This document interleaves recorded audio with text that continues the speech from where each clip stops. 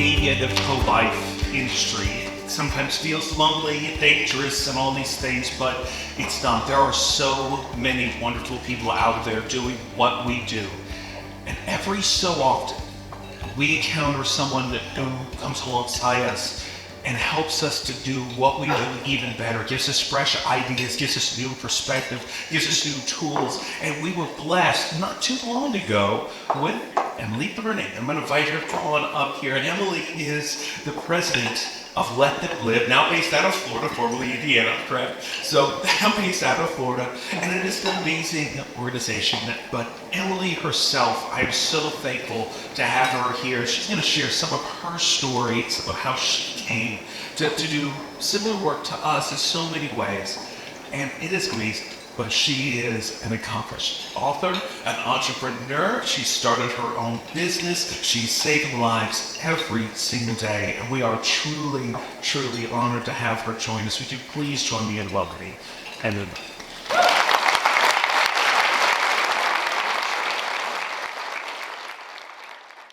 Thank you all so much. I'm so excited to be here.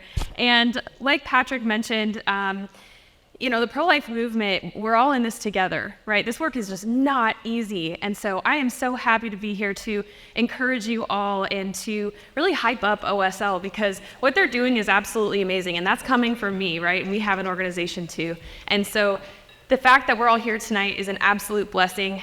Before I get started, I want to also thank my husband for being here.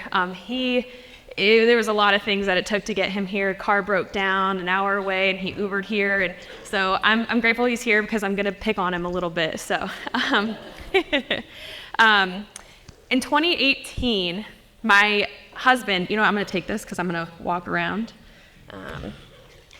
My husband Nathan and I were newly married and we were totally broke.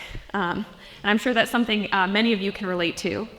We did not have any money for a down payment on a house, much less, monthly rent. Now, Nathan is a crafty guy. He's real entrepreneurial. So he can make money doing just about anything. I mean, this guy can literally make money doing anything. So when he told me that he had figured out a place for us to live, I thought maybe he sold some rare Pokemon card, that he had, and got us some money to move into an apartment. I got really excited. He got us a place to live, all right. There's a picture coming up and you guys will see, yep. It just happened to be on wheels. The Holiday Rambler. I guess the first place that he thought to look, being a crafty guy, for us to live, was at his family's trailer storage business in Fort Wayne, Indiana. He really got us quite a deal on that trailer. I'm blindfolded because he wanted to surprise me with where we were going to live. And he pulls up and he says, "Welcome home. Someone abandoned this on the property years ago, and it's ours now." And all I could think about was that I was not going to step foot in there at all. I've seen abandoned trailers. There's no way, Jose. But, the inside of it was actually pretty nice. You guys will see a picture of that too. The inside was actually pretty nice for having been, left there for a while. Yeah, it was nice and clean. It was a tiny little space, but, who needs space when you're first married? So I also made sure to take note of the license plate number in case, anyone ever wanted my address. I joke a lot about the Holiday Rambler, but I really did love it. It was kind of cool. We think back to, it was kind of nice, simple living. You didn't have room for stuff, that type of thing. But like I said, newly married couple living in a confined space. I mean, I believe the Holiday Rambler is the reason why our marriage is so strong. You learn a lot about each other. I also learned, after about the fourth or fifth time, I'm so sorry, Nathan, not to flush the toilet while Nathan was taking a shower. The poor guy had 3rd-degree burns. Something about the same system and hot showers, it was not good. And at this point in our lives, like I said, we couldn't afford to live in a place that was stationary because Nathan and I had quit our full-time jobs to start a pro-life nonprofit. We had truly no clue what we were doing. But I've learned that he and I are the kind of people that tend to just jump and then figure out how we're going to land later. And it's worked out. It's all right. We tried the political thing. We tried doing the lobbying for pro-life legislation, and it just didn't quite sit. It just didn't stick. It didn't seem like that was what Let Them Live was supposed to do. It just didn't feel quite right. And I knew that God was going to show us someday what our mission was going to be. And I eventually told God, I said, all right, whatever you want to do with me, whatever you want me to do for this organization, I'm going to do it. But I don't want to do pregnancy counseling, and I don't want to have to fundraise all the time. We had some money left over from our wedding, thank God.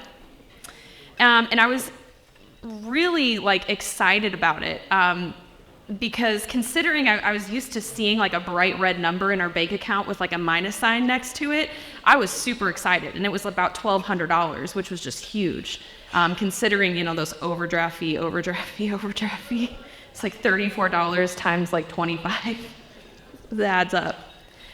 It honestly felt like a physical weight had been lifted off of me that we had this money in our bank account.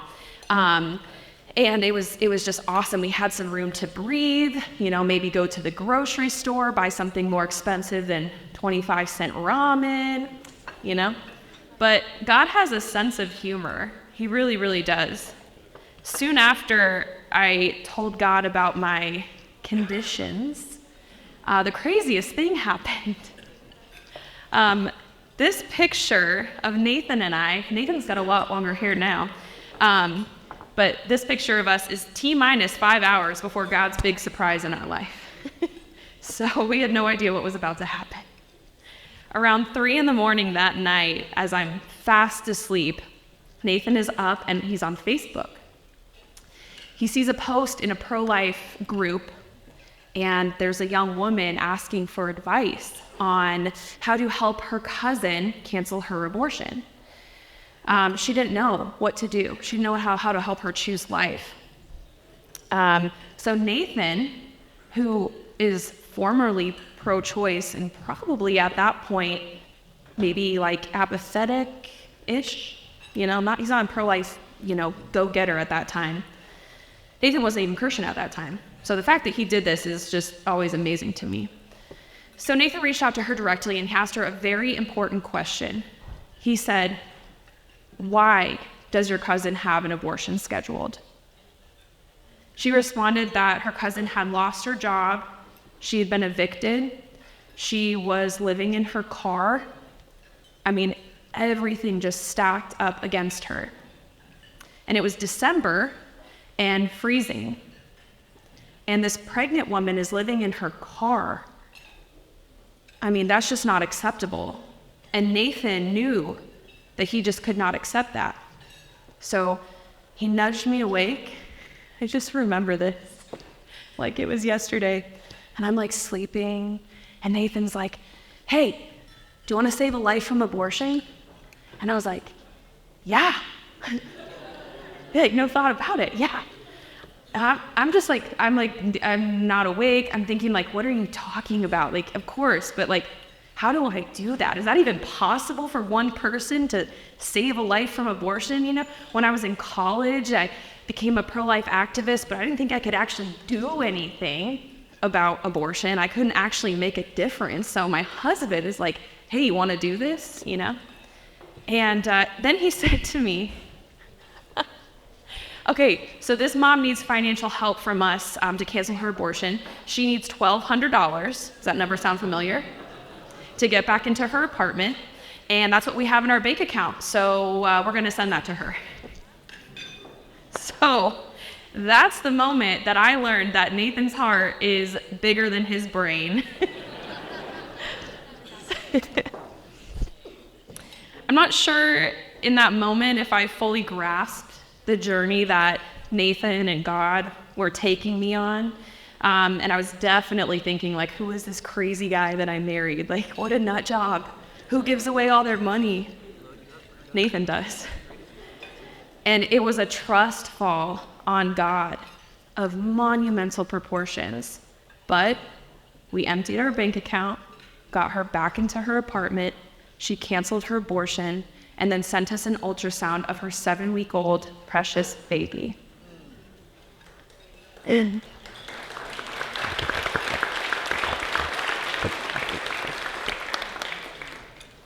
Remember those conditions that I gave God? Not only had we counseled this mom, but now we had no choice but to fundraise. We were back to those $34 overdraft fees. We were looking for change on the floor of our car. I mean, gathering pennies, dimes, nickels, you name it, to get like a $1 burrito at Taco Bell.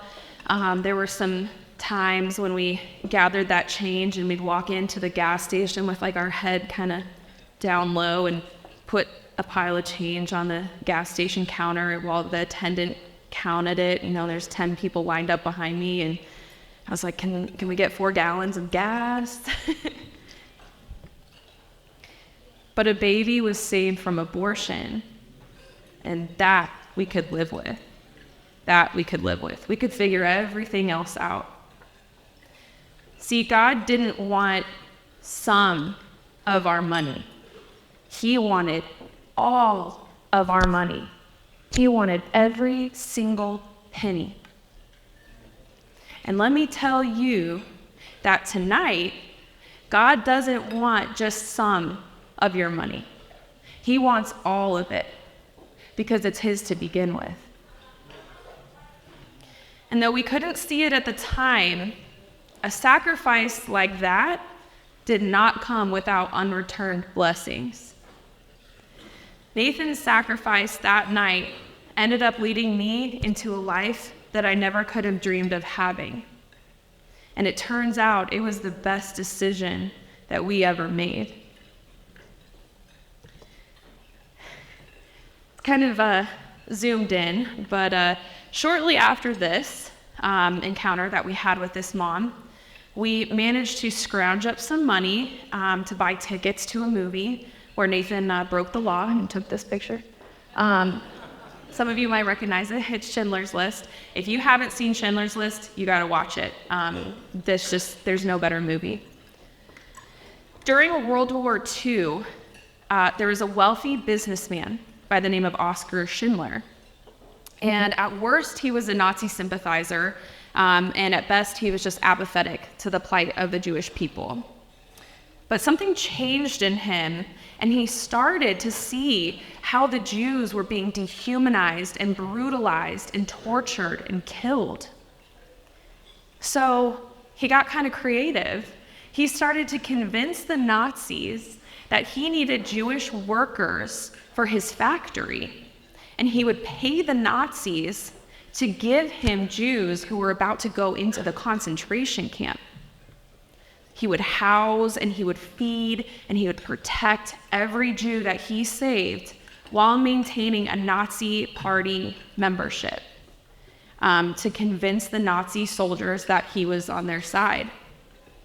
And when the war was over and Oskar was about to flee to avoid capture, every single Jew he saved surrounded him. They gave him a letter to give to Allied forces in the event that he was captured. And that letter said that he was a good man that saved their lives, and they all signed it. And they also gave him a ring, and inscribed in the ring in Hebrew from the Talmud, it said, "Whoever saves one life saves the world entire."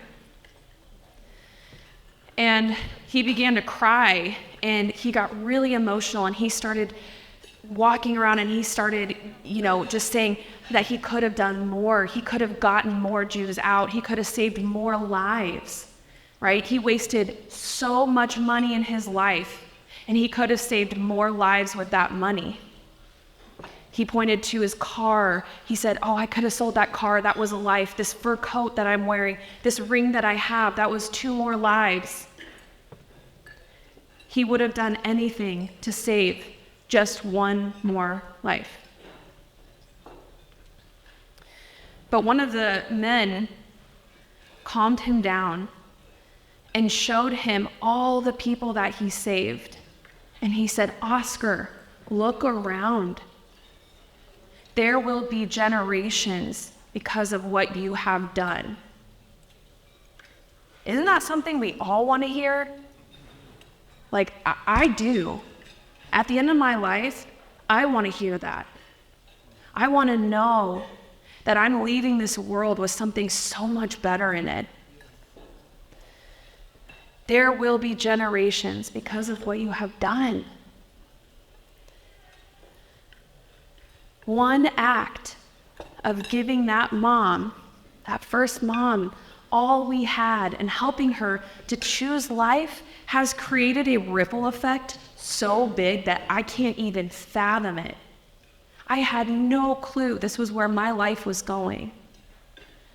And now that child will grow up to have children and grandchildren, and their children will have children and grandchildren for a long, long time after Nathan and I are gone from this earth.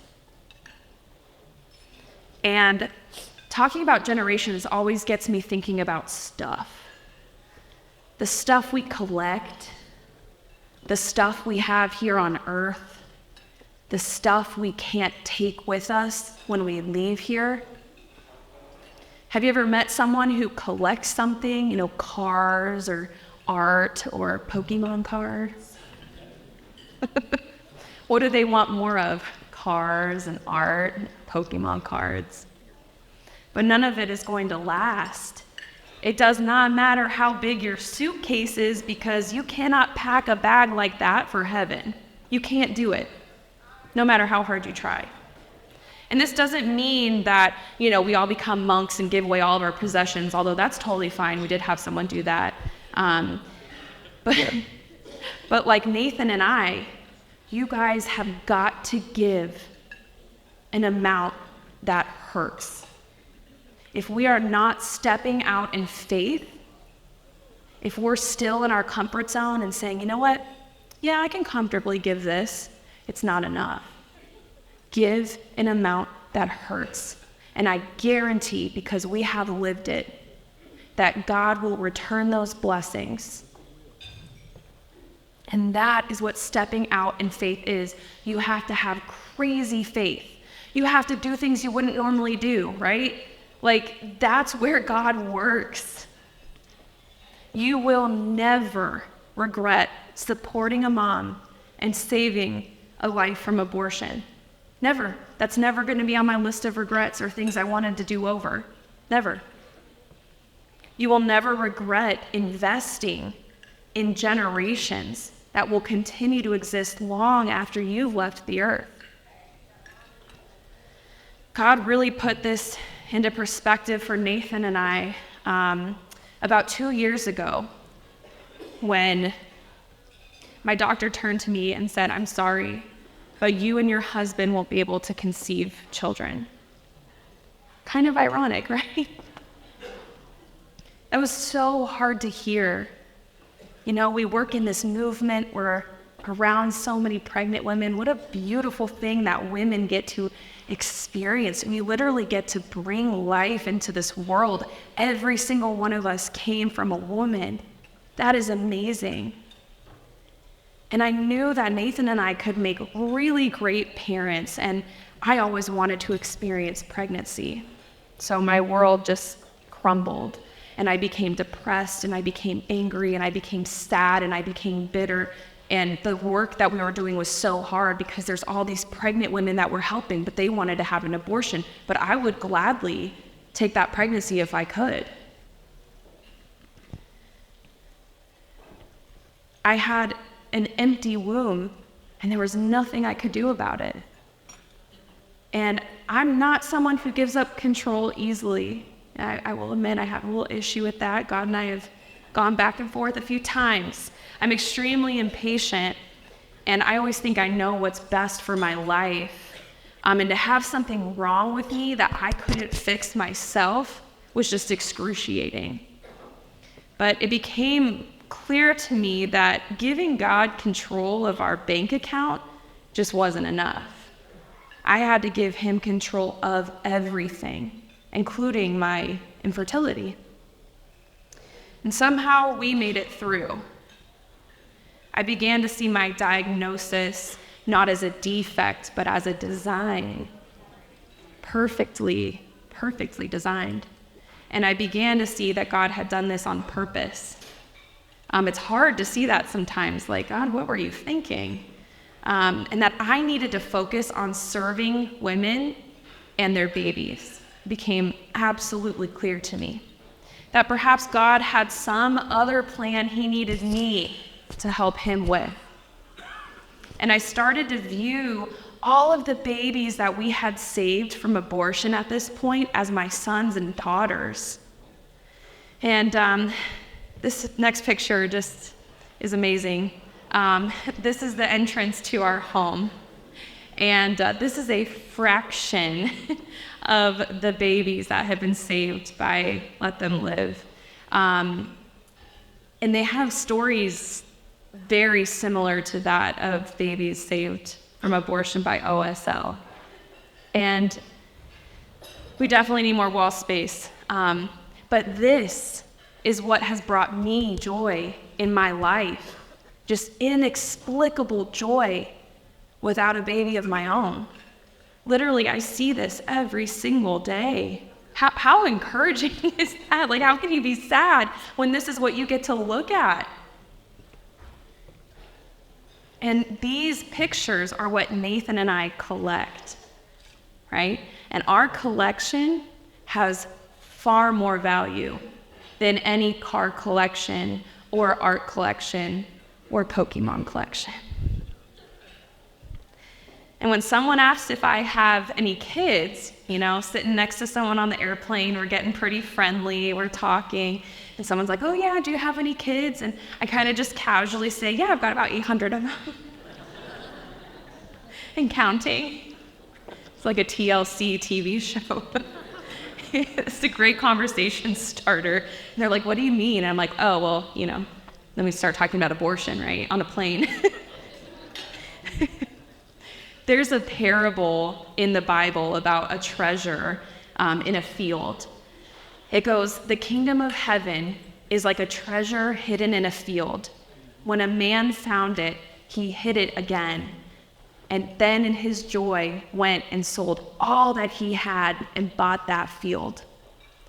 Every life saved and supported by OSL is that precious treasure in the field. Patrick and his amazing team and the amazing board and everyone who makes this possible have found a field, and they know how much that field is worth, and they want you to share in it. That's why you're here. They don't want it for themselves. This is something that we all can share in. You all can have pictures of babies like that on your wall. Tonight is their invitation to you to take ownership in this expansive field with these precious treasures. How amazing is that? What an amazing God we serve, that's what we get to do. And like I said before, as someone who runs a ministry, please believe me when I say that OSL is the most deserving organization of your time and your money and your resources. Seriously, they put in the work. They care. You heard Shakia, times that by hundreds. That's how many women they're impacting, and they're doing it with so much love. And God handpicked these moms for their babies. And OSL ensures that these moms get to fulfill that incredible and unique role of motherhood in their lives. You will not find a more worthy mission. You really will not. A couple of years ago, I felt really burnt out from this work. And I don't know where Nikki is sitting, but Nikki, you understand this. This work is so taxing sometimes. And I kept saying to God, this is too much. I don't want to do this anymore. Like, take this away from me, give it to someone else. Can't I be called to something else? Like, give me something else. And then I started hearing and seeing the same Bible verse from Esther everywhere, over and over again. I mean, everywhere. Oh, I turned on the radio, Esther 4:14. Oh, a billboard, Esther 4:14. Open a book, Esther 4:14. Perhaps you were born for such a time as this. Sometimes God doesn't speak to us in the way that we speak to each other, but he speaks to us. And I realized that I couldn't just be called to something else. That's just not how it works, because this is what I was made for. When God knit me in my mother's womb, he knew what he wanted to use me for. He had this all planned out. I don't know how he does it. And it's no coincidence that you and I were all here tonight, tasked with the righteous commission of protecting life in the womb. It's no coincidence that we are given the great responsibility of defending life in the womb. That's how our Savior came into this world. That's no coincidence. And every single one of you was made for such a time as this. It is no accident that we are all here tonight. He intended for this. God planned for you to be here for a reason. Don't lose out on the life that you are meant to live and the love you are meant to give by sitting on the sidelines. That night, 5 years ago, Nathan and I could have easily just said, no, you know what? We finally have some money in our bank account. Let's not risk it, and chosen some comfort. That would have been easy, but totally not worth it. We are called to invest in the treasure that is life. Invest in OSL, giving life. Thank God we have the ability to do this. You will never regret it.